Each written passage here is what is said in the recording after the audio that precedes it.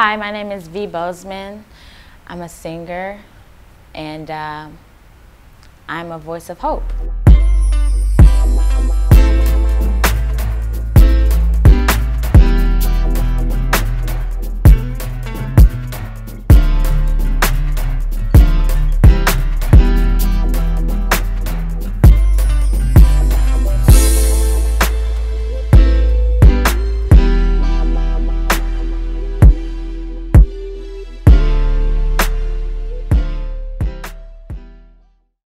I was raised in South Central. I say my grandmother a lot because I was with my grandmother a lot because my mother, worked from 9 to 5. So I was with my grandmother all day. But the house was full of women. My aunts, my mom, my sisters, and they were all older. Cousins. My grandmother's house was, the house where everybody congregated, where we fellowshipped, had family time. But being in South Central, I felt like my home was like kind of a diamond in the rough. It's very rough on the east side of LA, especially back then, where it was drugs. It was really rampant, violence. All of the things that you hear, that's what was going on. I would be real scared at night because, you would hear gunshots, you would hear women being raped in the back alley because we lived right in front of the alley. So it was a lot of different things that went on, especially at night, that could traumatize a child or whatever. But in the midst of all of that, it was love that surrounded me, and I know that that's what got me through. Not many men around, just women, and that was the foundation for who I am right now. And everybody always asks, how long have you been singing and stuff like that? And I'm like, I can't remember when I wasn't singing. I always sang. I don't ever remember wondering, what should I do or what should I be or what my gift was. I always knew what my gift was, and you would just, everybody would be at the house and you would see little Veronika just running around singing. But I do remember a moment when I don't even remember how old I was, but I was at church, and I remember this woman just, I was raised in church. We went to church every single day. And I remember a woman that used to always sing in church. She was an older woman, you wouldn't look at her twice, but every time she got up behind that mic, I just would cry, and I just would just be like, God, I was so connected to her and her voice, and I just knew that I'm going to be that one day. I'm going to be a singer. And that's kind of what my childhood was, singing and running around the house. Well, basically, my introduction to the professional industry was kind of bittersweet because I was, introduced to a guy that wasn't good for me to even be in my life. But if you can just imagine a young girl, 18, 19, just trying to find her way, coming out of the east side of South Central, I didn't know how I was going to break into Hollywood. I just knew I wanted to sing. So just very wet behind the ears and just not equipped for what I thought I was equipped for. And that was a tumultuous relationship, very troublesome management, and it kind of sucked the life out of me, actually. But something still just made me keep pressing on, because that's just, I think that's just my spirit. That was just the Holy Spirit that kept me to continue to pursue my dream. So I met a young lady by the name of Esther Dean. She I guess she saw the uniqueness in me or whatever, and she was like, well, I think you should come to Atlanta. It's so many things going on out there, and I'm telling you, V, you got it, you got it. I was like, you think so? And she was like, yeah. So I was like, okay. And I met her in a group out here already. I was in a group, very just like you know, I wasn't saying too much. I was like, okay, that one in the group, like, you know. But it was like, I always knew I had a secret, but I just didn't, I wasn't ready to, I wasn't standing in my greatness at that time at all, because I was so stripped down. But I was in a group, in the, you know, behind the scenes and all that stuff. So I saw her and we just had a connection. She said, come to Atlanta with me, you know. I was like, okay. I only had like $300. And I always was a person that didn't ever want to regret something. So I always, you know, tell myself, just do it. Because you don't want to look back and say, okay, I didn't do it. So what could have happened? So I went with her, and we used to ride around Atlanta, and I used to sing backup for people, or I used to sing hooks for rappers, you know, just grinding. Then I met a person that thought that I would be good to be in a group called Airtight or something like that. It sounded like a tire or something. That didn't end up well, and I was still the type of person that liked to kind of do my own thing and take risks and just kind of just, you know, while still finding myself. But I just didn't like people dictating to me, and that's kind of what the group was to me. That it was a dictation, and nobody could kind of be themselves or just be comfortable in their artistry or whatever. So I was like, well, I'm about to do my... So I told the girls, well, I'm going to leave and kind of do my own thing because I don't think this fits. And we got so tight. They were like, no, we don't want you to go, da, da, da. And I guess when I left, they decided to leave too. I didn't coax them into leaving or anything like that, but it just wasn't good for a young girl trying to be somebody, being in that environment. Not for the spirit, because especially what I went through, I knew it was bad. So we left that situation and we just formed our own group called Mahogany. And Mahogany just we were girls that were different shades of brown, that had something unique about, each group member was unique in its own right, you know. And we just worked, and it got around Atlanta, and it finally got to Babyface, and he saw something special in us and offered us a deal. And we were like, wow, we're with Babyface. Like when I was like 10 and 9, I used to like wish that I could work with Babyface and be his artist, listen to like all his, you know, creations and all the work he's done, and with Waiting to Exhale. Like that was the first person I always wanted to, like, you know, be signed to or work with. And we, you know, arrived. I felt like, I was like, wow, I'm with Babyface, I can't believe it.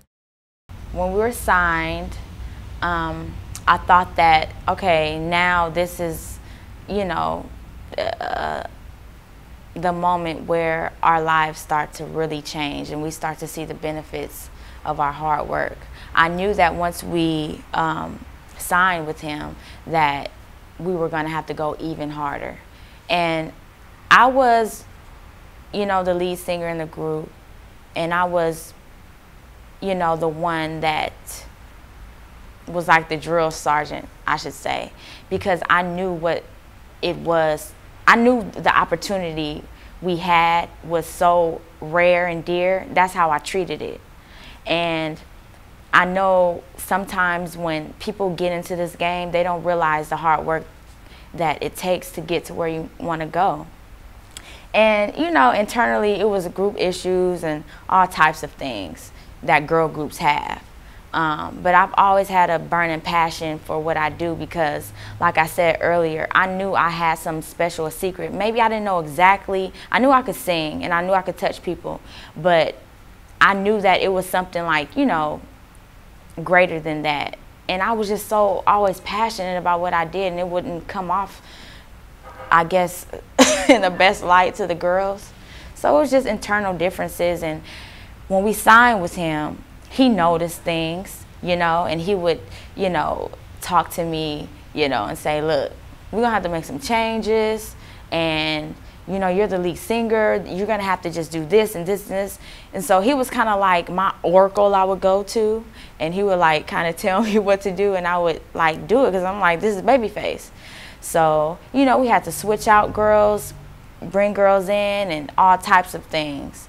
So when I had to switch girls out, when we got there, I felt horrible because these are the girls that I, you know, worked so hard with, and they worked so hard, and we've been together for so long. But a lot of the things that I would tell them in the beginning, as far as work ethic and how serious you should take it, or just things that I know was essential to our success, you know, it came up when we went to Babyface. And the same, you know, the same girls that used to kind of like fight me on it, those are the same girls he wanted to, you know, replace. And I just had to do it. I did it, and back then I would say it's the worst thing I could have ever done in my life to switch those girls out. But I think it was the best thing that I could have ever done, because the things that went on with the new group were just, it was stressful. Being signed a Babyface, and you feel like this is a time where we should be singing and celebrating and just lifting each other up. And I just didn't understand why it was so hard for 4 girls to get along in a blessed situation where it was already set. All you had to do was just stand in your greatness and just be you. But, you know, people sometimes they don't understand, you know, the bigger picture. So anyway, I'll tell you this story. So we're developed, and we go to our singing lessons, and we record. We're ready to see, you know, Mr. Antonio L.A. Reid. You know, this is Babyface's like best friend, you know. So we're ready to go, but it's still a lot of things going on internally in the group. And it's just, we walk in the room, LA is there, his whole staff is there. 4 girls, we look great, everything looks good, but the energy was all wrong. And it all came out in that room. It all came out in the performance. I mean, this performance probably would go down in history, in the history of the industry. But this is the first time I ever publicly talked about it. But, you know, I'm not ashamed about it at this point, because it is what it is. It was just my journey. But, I mean, we tore up L.A. Reid's room. I mean, you talking about 4 girls dancing wild and crazy, hopping on desks, breaking his picture frames, all types of things went down in that room. And so after, and while it was going on, it was like everything was going on in slow motion. I'm like, oh my God, it's a wrap. We lost the deal, we lost the situation, it's over. This group is done. After that performance, I was just like, I was just shell shocked, and LA was too. He said, well, okay, all right. And then I looked at him, and I looked at Babyface, and Babyface just, like, he put his head down. My management, Monica, she was like, okay, well, you know, everybody was just like, oh my God. So afterwards, basically we got the news, you know, it didn't happen, obviously. Got back to LA, Babyface didn't talk to me ever again. I never heard from Babyface again. I never heard from a lot of people again after that. I dismantled the group. I said, you know what, this is obviously, God is telling me that this ain't working. So that was that, and that was my time with Babyface. So after the group dismantled, I was broken. I was, you know, depressed, and I was just hurt because I spent so long, you know, just working at it and trying to make it work.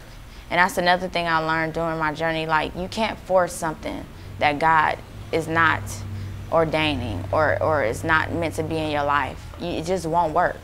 So after I got over that whole depression and, you know, from the group, I just, you know, I still had friends in the industry, and I kind of just got back out there, and I started, I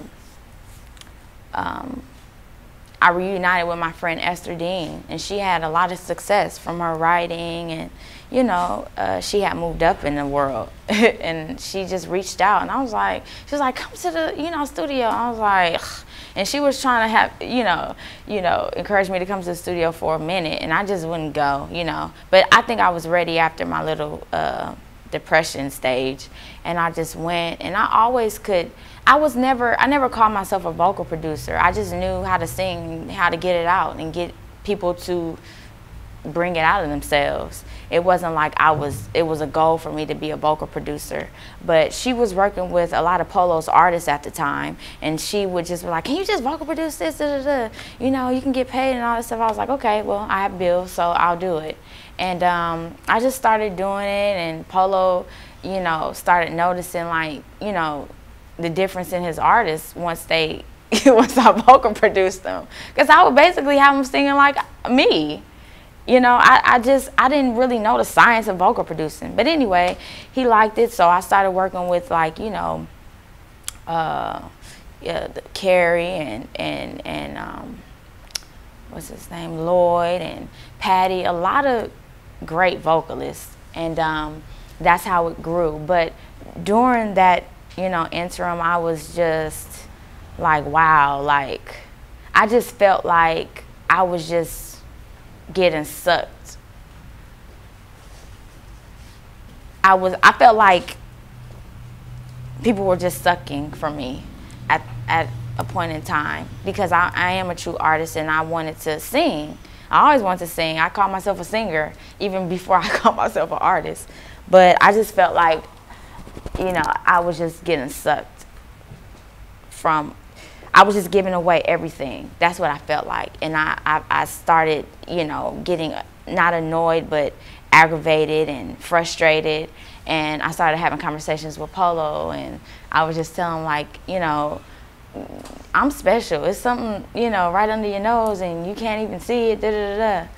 But that changed after me and Timothy Bloom came together, and I knew Timothy Bloom from Atlanta, and you know, we always used to sing together. But this point in time, you know, it was different. Me and Timothy Bloom we've always had a musical connection, and he finally moved to LA from Atlanta, and we started kind of connecting from that.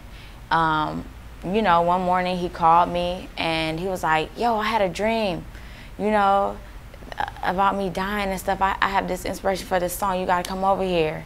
And I was like, okay. So I was like, what is Timothy Bloom up to now?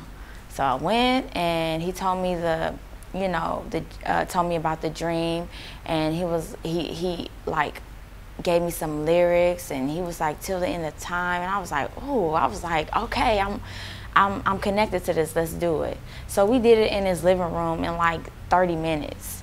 It was so like blessed and God ordained that it just took 30 minutes to do that whole song. And usually with me, I'm so meticulous about, you know, my vocals and all types of things, but for some reason that song, it wasn't like that. It just was, it was so quick, but it was so great, you know. And I had no idea that that song was gonna do what it did. And that was during the time that, you know, Tim was signed to Polo. He didn't even let Polo hear the song. Nobody heard the song. The song only really started getting around when we shot that video. And when we shot the video, which was nude, because just what the song represented, it's just, you just had to strip down. You had to be bare. It was nothing like sexual about the song. It was about love and legacy and just the beauty in that. And it just turned into this, you know, masterpiece, this art. And it just got to Polo, and I told Tim, I was like, don't let nobody see this video, like nobody. Because once they see it, is gonna like take a life of his own. If you're not ready for that yet, hold it. Of course he didn't do that. When he showed it to Polo, immediately it got to everybody. Everybody, and then that's when the boat just started moving. It kind of moved prematurely, but I guess in hindsight it didn't, because, you know, everything happens for a reason. When I was signed to CeeLo, he instantly took me under his wing, you know. I evolved so much being under him, as a writer, as an artist, as a vocalist. He is a genius, CeeLo Green. He is like a dictionary of music. And I'm just grateful for the opportunity to have worked with him. We did so many special things together, songs together that are very impactful. When he has a song idea, he's like, you know, I wrote a song for you. Listen to this, what you think? And it's a song that could kind of like, it would be like a song that could change the world or something, but he would be so nonchalant about it. Like, what you think about that? I'd be like, it's genius, and that's how he is. It's just amazing to work with such a talented person like CeeLo Green. CeeLo is so beyond his years, and I was grateful to even be acknowledged by him as a true artist. But he's taught me so much as far as the industry, life, you know, and being a young lady, you know, all types of things. He's like he's an oracle too. He's an oracle too. I would call CeeLo Green. Now I can stand and say that I thank God for my experiences, because it taught me to stand in my greatness with no apologies, and it taught me to be faithful, and it taught me to never give up. I say a lot that I'm so glad that I didn't give up, because I just wouldn't be here. If of course I wouldn't be here if I didn't give up, but it's just so important for artists to be faithful and to really believe in themselves. And you don't always have to look to other people for validation. You have to, you know, just know that you're enough.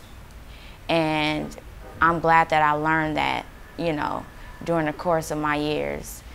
From being stripped down to being built back up, that was my experience. Maybe when I look at it in hindsight, I had to be stripped down before I could be in this moment, because I've learned that where I am now, I've come full circle with everything. And it's like, wow, look how God works when you really just let go and really let him work and let him represent you and let him move for you. And when you step aside and allow him to do what he does, that's when everything will flow. And that's what I've learned.